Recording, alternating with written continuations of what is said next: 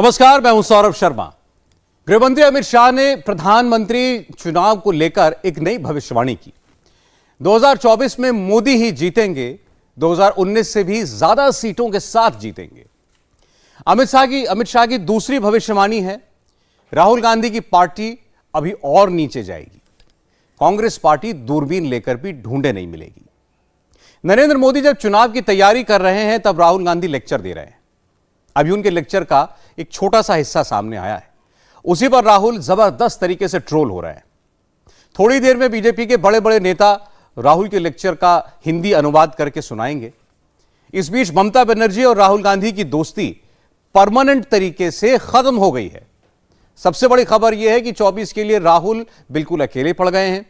क्या इस बार मोदी से मुकाबला 1-on-1 होगा? विपक्षियों का जोड़ टूट गया है, इसे फिर से जोड़ पाएंगे? उससे पहले मोदी की पार्टी 24 वाला फॉर्मूला क्रैक कर चुकी है। कल ही उस फॉर्मूले की पहली टेस्ट रिपोर्ट भी आई और आज नई लेबोरेटरी में उसका दूसरा टेस्ट शुरू भी हो गया। मोदी के विरोधी कब्र खोदने चले थे। मोदी की पार्टी सिर्फ कमल खिलाने का नारा नहीं लगा रही है, उसने कमल खिलाने का नेक्स्ट प्रोजेक्ट शुरू कर दिया है। कौन बनेगा प्रधानमंत्री? अमित शाह का पोस्ट पोल सर्वे क्या कहता है?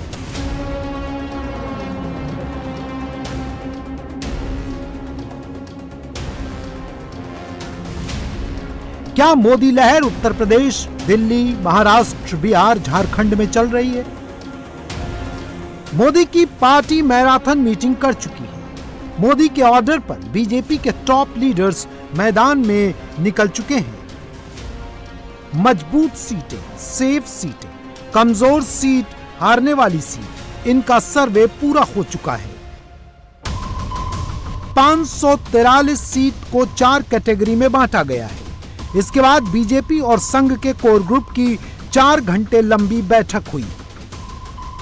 इस बेहद गोपनीय मीटिंग में बीजेपी की तरफ से अध्यक्ष JP Nadda, home minister Amit Shah, defence minister Rajnath Singh और संगठन महामंत्री बीएल संतोष बैठे। संघ की तरफ से मोहन भागवत के डिप्टी दत्तात्रेय होसबोले, पूर्व सर कार्यवाह सुरेश भैयाजी जोशी और सह सर कार्यवाह अरुण कुमार मौजूद रहे। बीजेपी और संघ ने मिलकर 2024 के लिए मास्टर प्लान बना लिया है और इसका पहला टीजर आज रिलीज भी हो गया। बीजेपी की नजर फिलहाल राहुल गांधी पर है। कांग्रेस जहां जहां कमजोर है वहां की 100 में से 100 सीट जीतने का प्लान पास हो गया है। जैसे 4 राज्य कांग्रेस के 0 विधायक। दूरबीन लेकर ढूंढेंगे तो भी नागालैंड, सिक्किम, आंध्र प्रदेश और दिल्ली में कांग्रेस का एक भी विधायक नहीं मिलेगा। त्रिपुरा के चुनाव में कांग्रेस के बस 3 विधायक बने।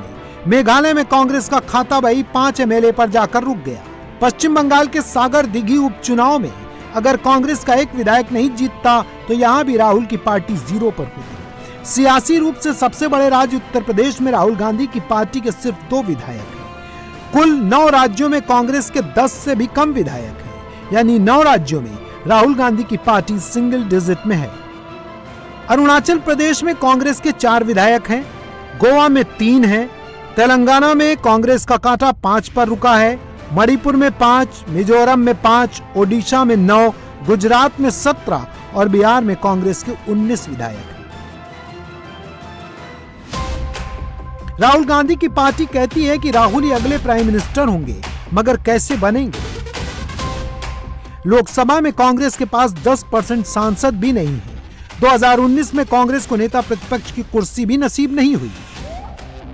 पूरे देश में इस वक्त 4126 विधायक हैं। कांग्रेस के विधायकों की तादाद सिर्फ 656 है, यानी राहुल गांधी के पास 16% से भी कम विधायक हैं। कल ही कर्नाटक से हजारों किलोमीटर दूर उत्तर पूर्व में त्रिपुरा, नागालैंड और मेघालय, तीनों जगह कांग्रेस का सुपड़ा साफ हो गया। हारे तो हारे, ऐसे हारे हैं कि दूरबीन देकर भी दिखाई नहीं पड़ते हैं। नागालैंड में 0 सीट, कितनी सीट? जोर से बोलो, कितनी सीट? मेघालय में 3 सीट, कितनी सीट? और त्रिपुरा में सिर्फ 4 सीट, कितनी सीट? अब मुझे बताओ भाई, कर्नाटक में इनकी सरकार बन सकती है क्या? नरेंद्र मोदी की पार्टी और राहुल गांधी की पार्टी के कंपैरिजन के कई आधार हैं। एक आधार विधायकों की संख्या का भी है। पूरे देश में कांग्रेस के 656 विधायक हैं, वहीं बीजेपी के पास 1421 एमएलए हैं, यानी राहुल के विधायकों के 2 गुने से भी ज्यादा विधायक मोदी के पास हैं। पिछले 6 महीने में कांग्रेस नेताओं ने जितने बयान दिए उन सबको सुनेंगे तो कुछ बातें कॉमन मिलेंगी। लाइक माइंडेड पार्टीज, समान विचारधारा वाले दल, कॉमन पॉलिटिकल ग्राउंड, सेकुलर पार्टियां, ऐसे कुछ कीवर्ड जरूर मिलेंगे। लेकिन कीवर्ड्स दे देने से चुनाव नहीं जीते जाते। अपनी ताकत ना हो तो अलायंस चाहिए। कांग्रेस के पास अलायंस पार्टनर ही नहीं है। इस वक्त एंटी मोदी मोर्चा 3 तरह की फोर्स में डिवाइडेड है। कुछ लोग राहुल के साथ हैं, कुछ लोग मजबूरी में राहुल के साथ हैं और कुछ लोग राहुल के साथ बिल्कुल नहीं है। ममता बनर्जी ने साफ साफ कह दिया है 24 में कांग्रेस के साथ नहीं जाएंगे, कोई अलायंस नहीं बनाएंगे, 24 का चुनाव अकेले लड़ेंगे। अखिलेश यादव भी कह चुके हैं कि कांग्रेस के साथ एसपी का कोई गठबंधन नहीं होगा। अखिलेश की पार्टी 24 का चुनाव अपने दम पर लड़ेगी। मायावती का भी यही इरादा है। बीएसपी भी 24 का चुनाव अकेले लड़ना चाहती है। केजरीवाल भी कांग्रेस को नो कह चुके हैं। अखिलेश और मायावती ने कांग्रेस के प्रति अपना रुख पहले ही जाहिर कर दिया था। ममता बनर्जी ने 3 राज्यों के विधानसभा चुनाव और 5 राज्यों की 6 सीटों पर हुए उपचुनाव के बाद अपना रुख साफ किया। ममता ने अलायंस पर जो निर्णय लिया उसके पीछे क्या है? दरअसल राहुल गांधी ममता से उम्र में कम है, राहुल तजुर्बे में भी कम है। राहुल का सियासी संघर्ष भी ममता से कम है, इसलिए ममता राहुल को नेता क्यों माने? देखिए, ममता जी की पार्टी तो वही चलाएंगी ना, हम तो नहीं चला सकते। जो उनको निर्णय लें। हमने नॉर्थ ईस्ट में देखा, हमने गोवा में देखा, कौन किसकी मदद कर रहा था वो दिख रहा था। अभी कल जो रिजल्ट आए हैं वो अगर आप थोड़ा सा सिर्फ सरसरी ढंग से भी अगर उसका विश्लेषण करें तो आपको सब समझ में आ जाएगा कि कौन किसकी मदद कर रहा है। हम अपनी पार्टी चलाएंगे, हम अपनी पार्टी के निर्णय लेंगे। वो अपनी पार्टी चलाएं, वो अपनी पार्टी के निर्णय लें। राहुल गांधी से हाथ मिलाने में रीजनल पार्टियों को घाटा ज्यादा दिखता है, फायदा बहुत कम। ममता को लगता है अगर बंगाल की विधानसभा अकेले जीत सकती हैं, तो लोकसभा चुनाव में गठबंधन क्यों करें? यही केजरीवाल को भी लगता है। ममता के विधायकों की संख्या को लोकसभा सीटों में कन्वर्ट करें तो दीदी को 31 सांसद मिल सकते हैं। दिल्ली और पंजाब में केजरीवाल के विधायकों की तादाद को लोकसभा सीटों में कन्वर्ट करें तो आपके 14-15 सांसद हो सकते हैं। अखिलेश और जयंत चौधरी के विधायकों को लोकसभा सीटों में कन्वर्ट करें तो एसपी और आरएलडी को मिलाकर लोकसभा की 23 सीट मिल सकती है। राहुल गांधी के नेतृत्व में एक कांग्रेस पार्टी, इसका स्तर दिन प्रतिदिन गिरता जा रहा है। क्या नारे लगा रहे हैं, क्या नारे लगा रहे हैं? मोदी तेरी कब्र खुदेगी, ये आप पार्टी वाले कहते हैं। मोदी तुम मर जाओ। अरे भाई, आपके कहने से क्या होता है?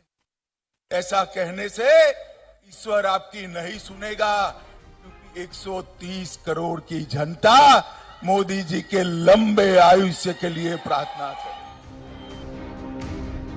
एंटी मोदी कैंप में एक दूसरा गुट भी है जो मजबूरी में राहुल के साथ है। नीतीश कुमार, उद्धव ठाकरे, हेमंत सोरेन इसी खेमे को रिप्रेजेंट करते हैं।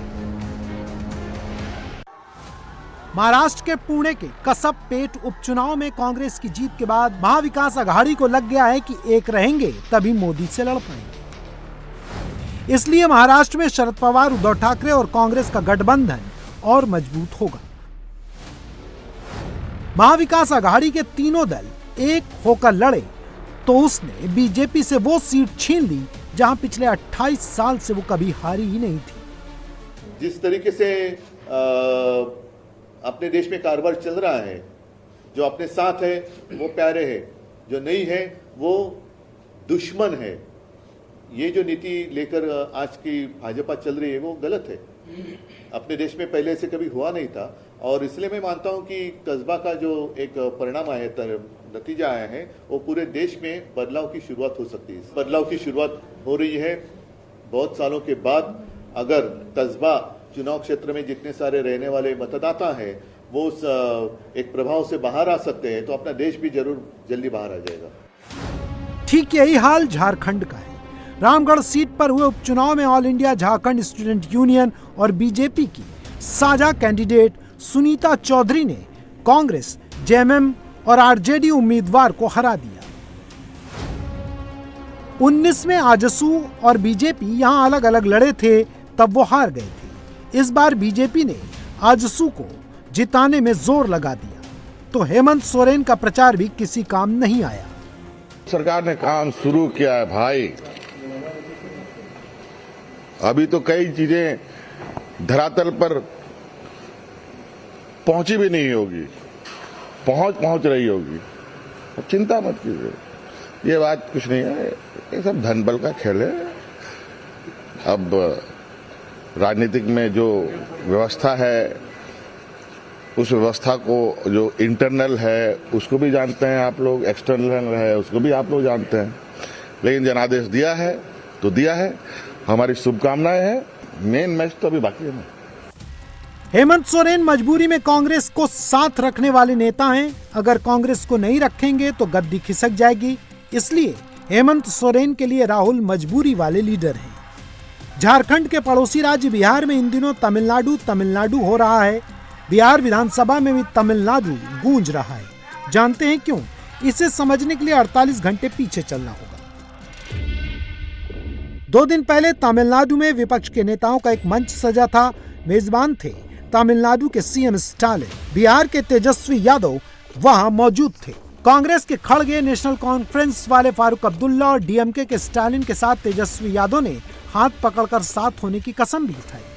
हाल के दिनों में ये विपक्ष का सबसे बड़ा जमावड़ा है। स्टालिन के स्टेट में लोकसभा की 39 सीट है, बिहार में लोकसभा की 40, अखिलेश के राज्य में लोकसभा की 80। खड़गे को छोड़ दे तो यहाँ जो भी नेता मौजूद हैं, वो अपने दम पर जीतने वाले नेता हैं। इरोड़ सीट पर उपचुनाव में स्टालिन ने कांग्रेस कैंडिडेट को जिताकर विधानसभा पहुंचा दिया। कांग्रेस के कैंडिडेट ने राहुल से ज्यादा स्टालिन को थैंक यू बोला।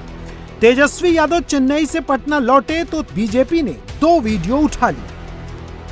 तमिलनाडु में हिंदी भाषी बिहारी मजदूरों के साथ मारपीट के वीडियो सोशल मीडिया पर आए तो पटना से लेकर चेन्नई तक हंगामा मच गया।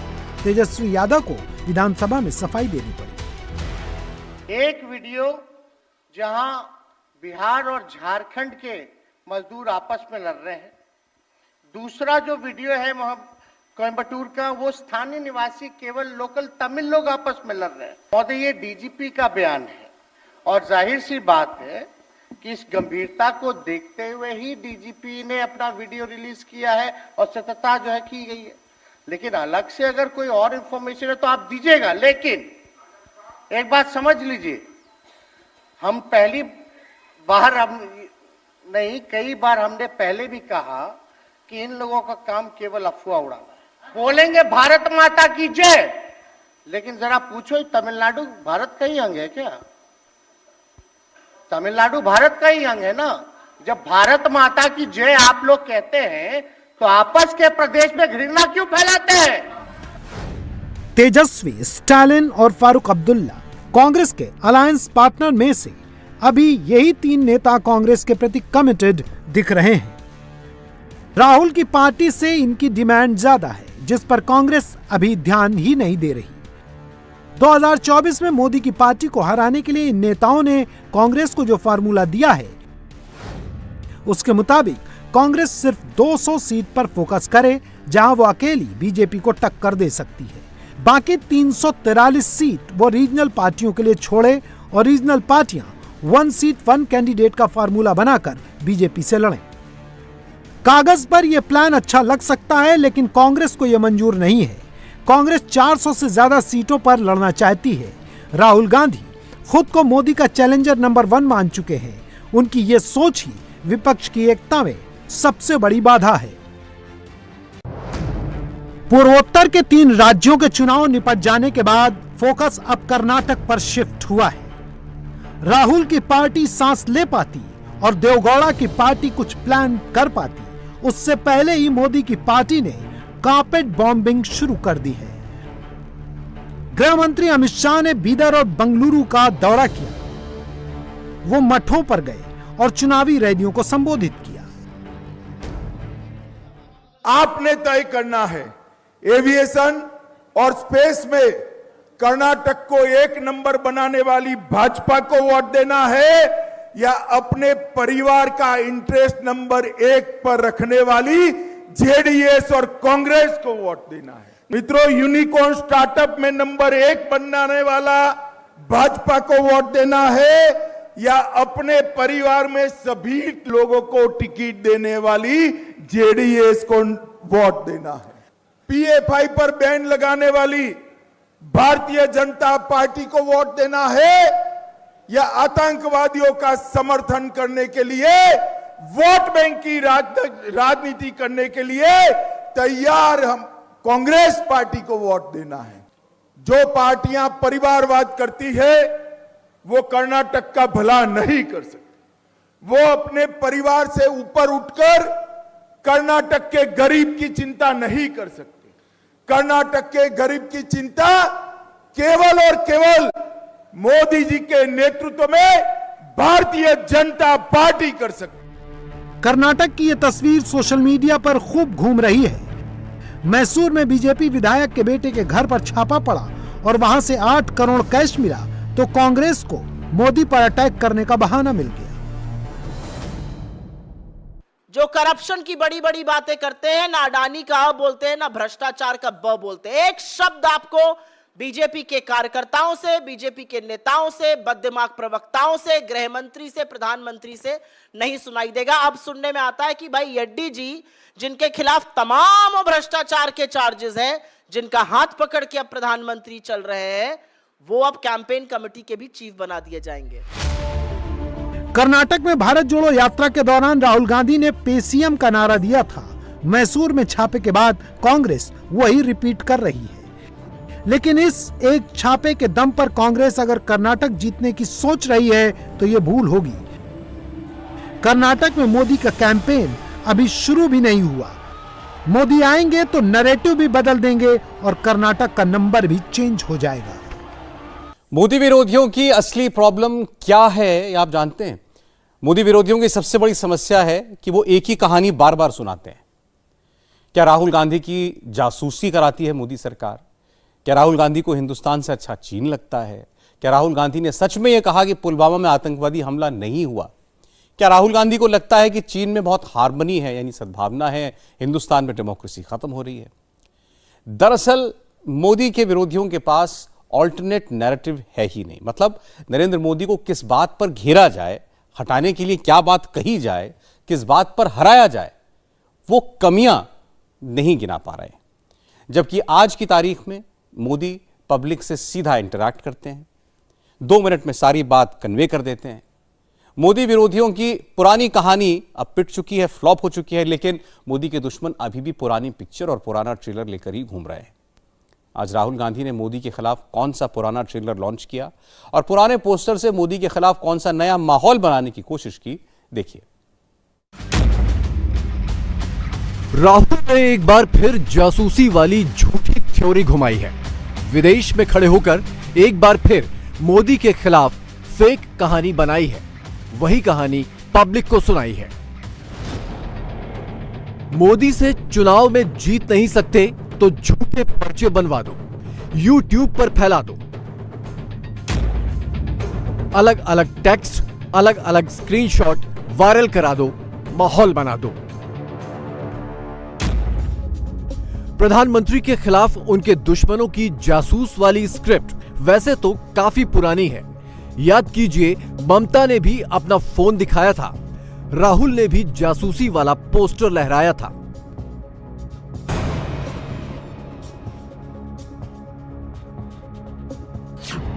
राहुल ने 2021 में मोदी के खिलाफ पेगासस वाला नैरेटिव लॉन्च किया था। ऑन कैमरा, ऑफ कैमरा, संसद से सड़क और सोशल मीडिया तक खूब हाय तौबा मचाया था। आपके फोन के अंदर नरेंद्र मोदी जी ने एक हथियार डाला है।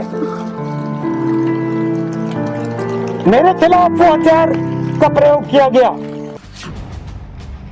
राहुल ने बार बार वही जासूसी वाला टेक्स्ट चिपकाया। एक ट्वीट से मन नहीं भरा तो नॉन स्टॉप कई महीनों तक मोदी के खिलाफ ट्विटर स्टॉर्म चलाया।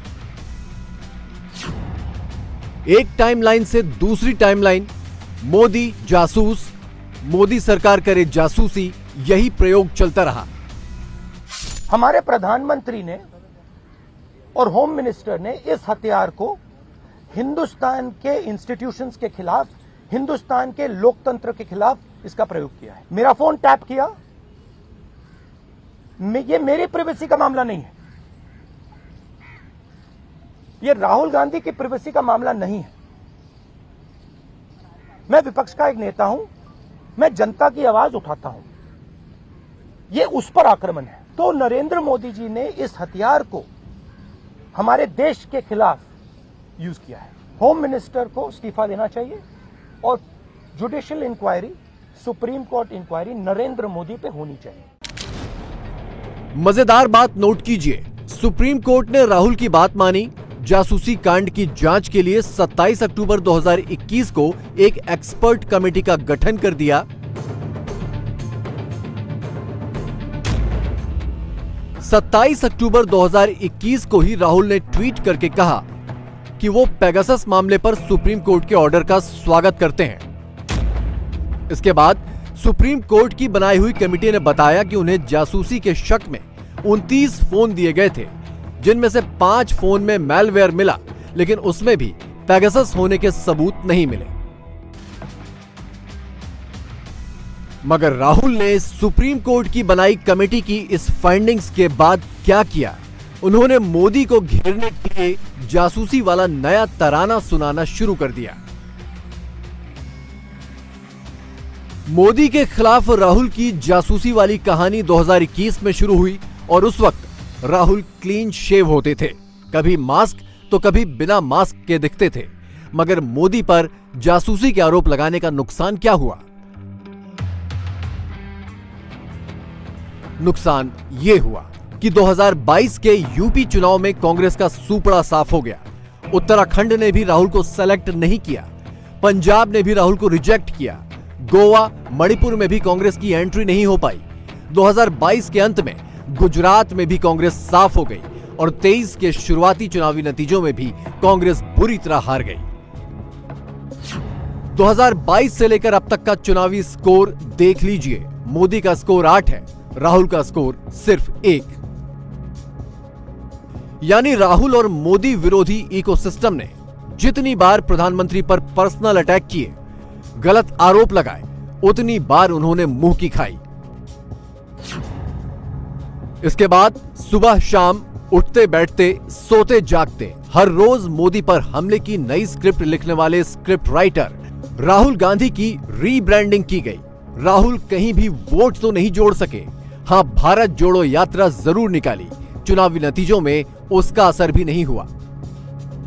फिर अचानक दाढ़ी वाले राहुल का लुक बदला। राहुल ने बाल छोटे करवाए, दाढ़ी ट्रिम करवाई और लंदन पहुंचते ही, लुक बदलते ही वापस पेगासस पर पहुंच गए, जासूसी वाला टेप ऑन करके बैठ गए। यानी जहां से राहुल की मनगढ़ंत कहानी शुरू हुई थी, वो वापस वहीं पर पहुंच गए। Had Pegasus on my phone. Large number of politicians have Pegasus on my phone, on their phone. I've been called by intelligence officers who tell me, listen, please be careful what you're saying on the phone because we are sort of recording this stuff. So this is a constant pressure that we feel. Cases on opposition. I've got number of criminal libel cases for things that, you know, should under no circumstances be criminal libel cases, but that's the story. Rahul विदेशी धरती पर जैसे ही मोदी के लिए जासूस वाला text fit करते हैं। हिंदुस्तान में बैठे राहुल के समर्थक उसमें नमक मिर्च लगाकर सोशल मीडिया पर परोसने लगते हैं। बंद कमरे में राहुल को 1 दर्जन लोग 1 घंटे क्या सुनते हैं। भारत में कांग्रेस का इकोसिस्टम ये तक कहने लगता है कि दुनिया में राहुल का डंका बज रहा है, मोदी को कोई पूछ नहीं रहा। कभी लोकतंत्र खतरे में है का डायलॉग, कभी राहुल अब बस तुमसे ही होप है। 24/7 यही चलता रहता है। नहीं, राहुल जी इस बात को पिछले कई वर्षों से कह रहे हैं, लगातार कह रहे हैं और देश दुनिया के हर मंच पर कह रहे हैं। और अगर वो कह रहे हैं तो गलत क्या कह रहे हैं, बिल्कुल सही कह रहे हैं। जो उन्होंने आप बीती बताई है कि जिस तरह अधिकारियों ने उनसे कहा कि हम आपका फोन रिकॉर्ड करते हैं और आप संभल के बात किया करिए, ये सीधे सीधे लोकतंत्र पे हमला है। सरकार पेगासस पर बचती रही है लगातार, और जिस तरह से वर्ल्ड मीडिया की रिपोर्ट रही है, यहां के किसी मीडिया ने इसे रिपोर्ट नहीं किया था। ये खुलासा वैश्विक स्तर का था। देश के भीतर हो या देश के बाहर हो, राहुल के पास मोदी के खिलाफ कहने को वही सेलेक्टेड स्क्रिप्ट है जिसमें कुछ भी नया नहीं है। सब पहले से इस्तेमाल किए हुए 4-5 फॉर्मूले हैं। नया फॉर्मूला राहुल को मिल नहीं रहा, इसीलिए उनकी सुई पुराने फॉर्मूले पर ही अटकी हुई है। उनकी बातों का क्या कहना, उनकी सुई कहीं एक जगह अटक गई है, उनको थोड़ा सा आगे बढ़ने की जरूरत है। अब क्या बचा है उन पर जासूसी को? मोदी जी की जीत, भारतीय जनता पार्टी की जीत जिस तरह से पूर्वोत्तर में हुई है, और कांग्रेस का जैसा सुपड़ा साफ हुआ है। एक बार माननीय अमित शाह जी ने कहा था ना कि दूरबीन से ढूंढते रह जाओगे, कमोबेश उसी दिशा में बढ़ रही है। माननीय मोदी जी ने बताया है कि भारत की एकता कैसे होती है। भारत जोड़ो का नाटक और उसके आ रहे परिणाम आप त्रिपुरा में और पूर्वोत्तर के राज्यों में देख सकते। सच तो यह है कि राहुल ऐसे लोगों से घिरे हैं जो जमीन पर काम ही नहीं करते, रात दिन लैपटॉप पॉलिटिक्स ही करते हैं और हर दिन मोदी विरोधी पुरानी बातों वाला टेप ही ऑन ऑफ करते रहते हैं। और यह काम राहुल के सारे साथी मिलकर करते हैं। लोकतंत्र हमारा खतरे में है, लोकतंत्र हमारा खतरे में है, और ये जग जाहिर है, पूरी दुनिया में पता है कि हमारे देश में लोकतंत्र और संविधान ये खतरे में है। ये सिर्फ राहुल जी नहीं, ये सारे लोग कह रहे हैं। जो सिर्फ ये सरकार के साथ है वो नहीं कह रहे, उनको भी अंदरूनी पता है कि लोकतंत्र हमारा धोखे में है। I don't know whether particularly his phone was tapped और no, but everybody knows that today anyone speaking the truth, their voice is being stifled by whatever agencies that are being used. Today everybody knows that democracy faces threat in India. Everybody knows that our constitution faces threat in India. Pegasus पर सब चीजें crystal clear हैं। जासूसी के सारे आरोप झूठे हैं। देखिए यार, राहुल गांधी जी लगातार कांग्रेस की हार से, वो हार का बुखार उनके दिमाग में चढ़ गया है, इसलिए कहीं भी जाकर, देश से बाहर जाकर देश की बुराई करना, देश के बारे में अनाप शनाप बोलना। अगर पेगासस से तो बताइए ना, यहाँ पे बताइए किसने किया है आपका, किसने रिकॉर्ड किया है, किसने क्या कहा है। यहाँ नहीं बोलेंगे वो, क्योंकि उनके पास बोलने के लिए मुद्दा ही कोई नहीं है। एक षड्यंत्र के तहत देश को बदनाम करने का एक ठेका सा जैसे लेते हैं ना, इस प्रकार से, जैसे चाइना से 1,30,00,000 रुपये राजीव फाउंडेशन में ले लिया, जाकिर नाइक से 50 लाख रुपया ले लिया, पाकिस्तान की मदद करते हैं और पाकिस्तान में बैठकर मोदी जी को हटाने का षड्यंत्र करते हैं। वो भावना इनके मन में घर कर गई है कि हमें जब नहीं जीत सकते, कुछ नहीं कर सकते, देश हमें राज करने के लिए नहीं दे रहा, तो हम इस प्रकार से देश को बदनाम करने का काम करेंगे। खाली वही दिमाग का बुखार है और कुछ भी नहीं है। मगर चूंकि राहुल की कही बातों को डिफेंड करना है, उसे प्रमोट करना है, इसलिए कांग्रेस की तरफ से जब प्रेस कॉन्फ्रेंस होती है तो वहां भी जासूसी वाले सवाल पर पहले से तय प्लान के अकॉर्डिंग मोदी को टारगेट किया जाता है। पहले भारतीय जनता पार्टी को हम सलाह देते हैं कि इस तरह की हरकतें बंद कर दें कि जिसका चर्चा करने से भी शर्म आ जाती है, तो ऐसी हरकतें करना ही बंद कर दें, तो हम चर्चा करना बंद कर देंगे। आपको इजराइल की मदद लेकर, जो कि आरोप है आप पर, तो यही है ना कि इजराइल की मदद लेकर आपने विपक्ष के नेताओं, अपने ही कुछ खुद अपने ही नेताओं पर जासूसी की उनके फोन्स के माध्यम से, तब नहीं शर्म आती इनको। उस पर चर्चा हो जाए तो शर्म आ जाती है। राहुल जब हिंदुस्तान में होते हैं तो चीन के बहाने मोदी पर नॉनस्टॉप हमले करते हैं, मगर जब देश के बाहर कैम्ब्रिज यूनिवर्सिटी में खड़े होकर लेक्चर देते हैं तो स्क्रीन पर द आइडिया ऑफ चाइना वाला टेक्स्ट दिखाते हैं। चीन के लिए एस्पायरिंग ग्लोबल सुपर पावर वाला टेक्स्ट फिट करते हैं। चाइनीज वैल्यूज की बात करते हैं। चीन में सद्भाव है ये बताते हैं। चीन के लिए फोर्स ऑफ नेचर वाला नैरेटिव बनाते हैं। मगर उसी लेक्चर के दौरान मोदी को गाली देने के लिए हिंदुस्तान में लोकतंत्र खतरे में है, मोदी जासूसी कराते हैं जैसा झूठ फैलाते हैं। तो क्या राहुल के लिए चीन में सब चंगा और हिंदुस्तान में ही सारा पंगा? इसे एक और एग्जाम्पल से समझिए। G20 की मीटिंग के लिए चाइनीज विदेश मंत्री जब भारत आते हैं, एस जयशंकर से मिलते हैं, तो यही कांग्रेस चीन का बीन बजाने लगती है। यहां भी मोदी को ही टारगेट करती है। प्यार ना होगा कम, जिनपिंग तेरी कसम, ये हमारे मोदी जी की तरफ से एक गाना आज चीन को पेश है। कितने ही कर ले सितम। अच्छा, ये एक तरफा प्यार है ऐसा लगता है। मोदी जी का चीन से बड़ा एक तरफा प्यार लग रहा है। बात लाल आंख की थी। हमने कल देखा कैसे लाल कालीन बिछाए गए। चीन के जो विदेश मंत्री हैं उनके स्वागत में जयशंकर जी ने तो नतमस्तक हो गए पूरी तरह से। वो तो बड़ी इकोनॉमी है, हम तो छोटी इकोनॉमी, हम उनसे कैसे मुकाबला करें। तो जो नुकसान प्रधानमंत्री जी ने क्लीन चिट चीन को देकर पहुंचाया हिंदुस्तान को, उससे दोहरा नुकसान जयशंकर जी के स्टेटमेंट से हुआ। ना केवल चीन को बल्कि ऐसे तमाम ताकतों को जो शायद हिंदुस्तान से उनकी अर्थव्यवस्था बड़ी हो या किसी और स्तर पर वो हमसे ज़्यादा मजबूत हों, अब उनके मन में ये आ गया कि हिंदुस्तान मजबूत देश पर कभी जवाब नहीं देता। वो साहस नहीं दिखाती हिंदुस्तान की राजनीतिक नेतृत्व। विदेश में लेक्चर देने के दौरान राहुल ये जरूर कहते हैं कि चीन में सद्भाव तो है लेकिन दबाव भी है, क्योंकि चीन ये नहीं चाहता कि उसके देश में हालात कंट्रोल से बाहर चले जाएं। इसीलिए वो सख्त तेवर अपनाता है और ये उसके नजरिए से सही भी है। लेकिन जब राहुल चीन की बात करते करते हिंदुस्तान को लेकर ये एग्जाम्पल दें और कहें कि यहां तो लोकतंत्र को ही दबाया जा रहा है, विपक्ष को जकड़ कर रखा गया है, सबकी जासूसी हो रही है, संवैधानिक संस्थाओं को कब्जे में ले लिया गया है, तो भारत के संदर्भ में इससे बड़ा अर्धसत्य कुछ नहीं हो सकता। देश का दुर्भाग्य है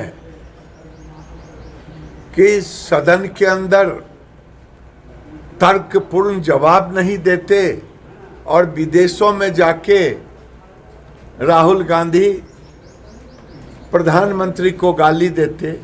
और वो प्रधानमंत्री को गाली नहीं दे रहे हैं, वो देश को गाली दे रहे हैं। भारत का दुर्भाग्य है, राहुल गांधी विदेशों में जाके प्रधानमंत्री को गाली देते देते देश को गाली देने लगते हैं। यही दुर्भाग्य है। सदन में उनको तर्क नहीं सूझता और विदेश में जाके गाली देते। राहुल गांधी ने जो स्टेटमेंट वहां जाके दिया है, ये देश को गाली देने का काम किया है। यानी घुमा फिराकर इधर से चाहे उधर से कोई भी बात फिट करके टारगेट पर मोदी ही हैं। एक नैरेटिव मोदी पर पर्सनल अटैक वाला भी है। प्रधानमंत्री पर निजी हमले करो, मोदी के लिए तानाशाह वाला टेक्स्ट फिट करो और फिर कैमरे पर आकर कह दो कि हमने तो ऐसा कुछ कहा ही नहीं। मोदी विरोधियों का यही पैटर्न है। बोल रहा है ऐसा? मोदी जी को एक चस्का लग गया है, विक्टिम बन जाएं। कोई कुछ नहीं बोल रहा उनकी तरफ तो भी मेरे को गाली दे दी, मुझे गाली। कौन दे रहा है आपको गाली? किसी को कोई रुचि नहीं है आपको गाली देने में। पे जवाब देने की हिम्मत नहीं है आप में। फिर आके कहते हैं मुझे गाली दे दी। किसी ने आपको गाली नहीं दी, ये हमारी परंपरा नहीं है, हमारे संस्कार नहीं है। आपके क्या संस्कार हैं आप जानिए। लेकिन मोदी के विरोधी अभी तक ये नहीं समझ पाए कि प्रधानमंत्री को गाली देकर वो पब्लिक की ताली नहीं बटोर रहे। देश की साइलेंट मेजॉरिटी बहुत कुछ माफ करती है, लेकिन इस बात के लिए नहीं बख्शती कि उन्हें हल्के में लिया जा रहा है और पीएम को बार बार नीचा दिखाया जा रहा है। 2007 में मौत का सौदागर कहना भी कांग्रेस को भारी पड़ा। 2014 में चाय वाला ताना मारना भी नुकसानदेह रहा। 19 में चौकीदार चोर है वाला नारा भी बैकफायर कर गया और इस बार मोदी के दिवंगत पिता पर की गई पवन खेड़ा की आपत्तिजनक टिप्पणी भी लोगों को 2024 तक याद रहेगी। आज 3-4 दिन से एक कांग्रेस वालों के बयान देख रहा हूं। मित्रों, ये लोगों के पास विजय का कोई सूत्र नहीं बचा है। राहुल गांधी के नेतृत्व में एक कांग्रेस पार्टी, इसका स्तर दिन प्रतिदिन गिरता जा रहा है।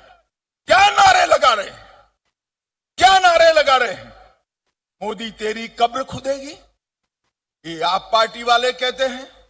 मोदी तुम मर जाओ। अरे भाई, आपके कहने से क्या होता है? ऐसा कहने से ईश्वर आपकी नहीं सुनेगा, क्योंकि 130 करोड़ की जनता मोदी जी के लंबे आयुष्य के लिए प्रार्थना करेगी। और सुन लीजिए कांग्रेस वालों, राहुल गांधी जी ने जो सूचना दी हो आपको, सिद्धरमैया जी भी सुन ले, डीके शिव कुमार भी सुन ले। जितना कीचड़ मोदी जी पर उछालोगे, कमल इतना खिलकर बाहर आए। क्योंकि कमल का तो स्वभाव ही है कीचड़ के बीच में सुगंध फैलाने का। आप जितना भी गाली मोदी जी को बोलोगे, कभी भी आप सफल नहीं हो पाओगे। मुझे बताओ भाइयों, माताओं, बहनों, ऐसी मोदी जी के लिए अपशब्द उपयोग करने वाली कांग्रेस पार्टी को वोट देना चाहिए क्या? जोर से बोलो, देना चाहिए क्या? मैं कहता हूं आप सभी को इस संदेश को कल्याण कर्नाटक के घर घर तक पहुंचाइए, जो विकास की बात नहीं करते हैं और समग्र दुनिया में भारत का यशोगान बढ़ाने वाले प्रधानमंत्री जी के लिए मरने की कामना करते हैं। ऐसे लोगों को राजनीति में जगह नहीं दी। सच तो यह है कि विरोधियों का ग्राउंड वर्क ही बेहद कमजोर है, जबकि मोदी का होमवर्क हर विरोधी से कहीं ज्यादा परफेक्ट है। मोदी इन दिनों यूं ही नॉन स्टॉप वेबिनार नहीं किए जा रहे, वो तो 24 में जीत के प्लान पर काम कर रहे हैं। मोदी की टूरिज्म वाली बातें, कूड़े के पहाड़ को घटाने वाली बातें, नए विकसित शहर की बातें, शहरी विकास की बातें देखने सुनने में बोरिंग लग सकती हैं, लेकिन इसमें मोदी का फ्यूचर वाला विजन है। मोदी इन दिनों रोज अलग अलग मंत्रालयों को एक होमवर्क दे रहे हैं। 24 से पहले और उसके बाद का टारगेट सेट कर रहे हैं। ऐसे वेबिनार में मोदी पॉलिटिकल बातें नहीं करते, एक टॉपिक पर बात करते हैं। विरोधियों को लगता है इससे क्या होगा। सच तो यह है कि मोदी की बात का असर 24 में दिखाई देगा। राहुल इन बातों की तरफ ज्यादा ध्यान नहीं देते, लेकिन पीएम की रेस के एक दूसरे कैंडिडेट केजरीवाल मोदी की बात को सीरियसली लेते हैं। तभी तो सुबह में मोदी कूड़े कचरे की बातें करते हैं और शाम होते होते केजरीवाल सीधे स्पॉट पर पहुंच जाते हैं। अभी हम लोग ओखला लैंडफिल साइट पे खड़े हैं। हमारे पीछे ये इतना बड़ा कूड़े का पहाड़ है, आप लोग देख रहे हैं। और लगभग 26 साल पहले ये कूड़े का 26 साल से बन रहा है कूड़े का पहाड़। 26 साल पहले बनना शुरू हुआ था ये लैंडफिल साइट, जब से कूड़ा दिल्ली का यहाँ पे आना शुरू हुआ है। इसका टारगेट तो है अगले साल मई तक इस कूड़े के पहाड़ को साफ कर दिया जाएगा। लेकिन सभी ऑफिसर्स और इंजीनियर्स लगे हुए हैं और उनका टारगेट है कि मई की बजाय इस साल दिसंबर तक हम कोशिश करके इस कूड़े के पहाड़ को साफ कर दें। इससे संबंधित कोई प्रश्न है तो पूछे, राजनीति आज नहीं। सोचिए, एक मोदी से टक्कर के लिए किस लेवल की पॉलिटिक्स हो रही है।